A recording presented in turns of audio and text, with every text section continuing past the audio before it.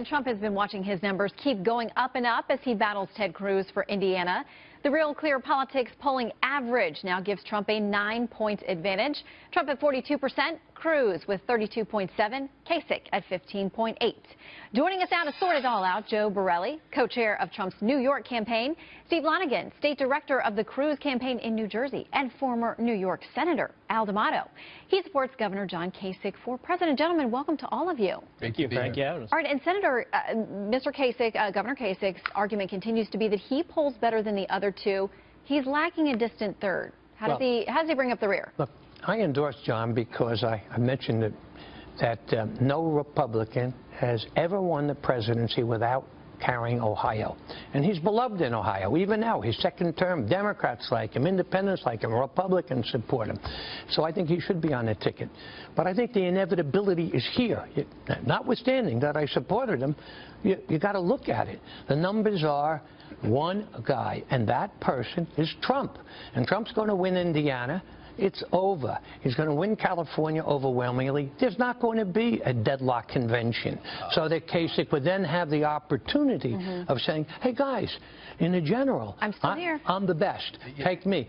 So I would hope that the Republicans would stop this fratricide, recognize what's taking place, and I think some of the congressional leaders are seeing that. They're going to get behind Trump. He's going to win it on the first ballot. And now the question is, who's his running mate? Well, I still say, if you want to carry Ohio, he needs Kasich. But Trump is the eventual nominee. You got to realize.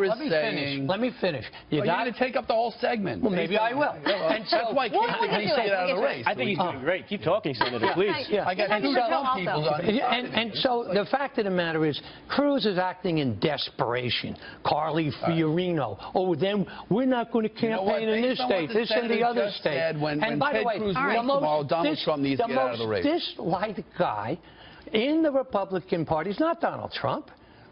It is Ted Cruz. Well, then you got to ask why Governor Pence of Indiana is out campaigning right now for Ted Cruz, why former Governor Pete Wilson of California has endorsed Ted Cruz, and why so many conservatives are lining up behind Ted Cruz. What we've witnessed over the past 3 weeks is Hillary Clinton, Donald Trump morphing into Hillary Clinton. The two of them support universal health care funded by taxpayers. Donald Trump and Clinton support taxpayer funding for Planned Parenthood. They support higher taxes. They support gun controls and some very popular, American firearms. The two of them are becoming two people. Listen, in essence, they both support this politically correct transgender bathroom thing. It's no wonder Donald Trump is becoming like Hillary Clinton in drag. But if he doesn't win Indiana tomorrow, is it over? No, it's not over. Yes, no, it's not over. First of all, Indiana is not a winner-take-all state like everybody's saying. But the majority of the delegates are. Okay, based on what Joe's saying, Joe, you're right. If that's the case, when Ted Cruz wins, will Donald Trump drop out? Absolutely not. I don't know if you've seen. There's a big lead Donald Trump has over Ted Cruz. But Steve is doing what the Cruz camp has been doing for a while. They're out there. They're hammering home. They're hyping their candidate. They're hammering home the talking points week after week. The fact is, when they see and hear Ted Cruz, people just simply do not like him. The people in Indiana are going to vote against him. The people in California are going to vote against him. And that's going to happen. He's won several states. He's won several states. But it is one thing we've seen over the past few weeks is that all the polls are now breaking towards Donald Trump. As the senator pointed out, the majority of Republicans are accepting the fact, if not outright liking the fact, that Donald Trump is going to be the nominee. When he takes 45, 50 delegates from Indiana, it's over. It's Ted Cruz's Alamo. We knew, of course, geographically, we knew the Northeast. I mean, we knew that it was going to be good for Donald Trump. So, but if Cruz doesn't prove that he can rebound somewhere as we head back out into the Midwest and head west, does he have an argument, Steve? He has a very sound argument because it's going to become about the issues. I mean, we're going to be talking about the issues which Donald Trump does not want to talk about. But the Northeast, my two Northeastern comrades on each side of me, are not going to anoint the next Republican nominee.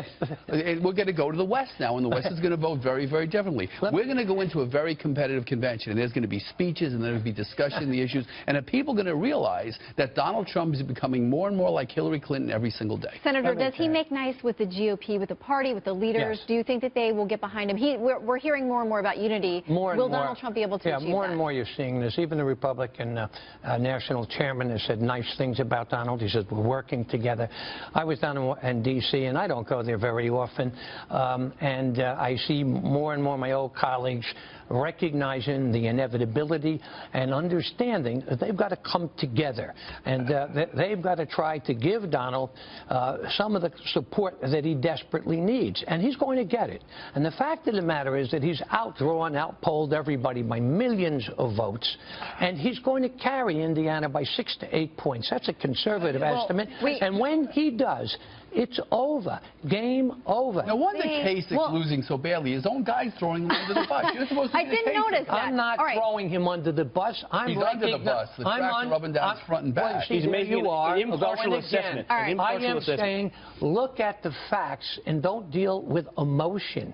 Look at the facts, and the facts show that he is on the way. Trump is on the way to victory. Well, if not, there are really high expectations for him tomorrow, so we'll see. You should come to D.C. more often. All three of you will have lunch, and we'll continue our discussion. How about it? Look forward to it.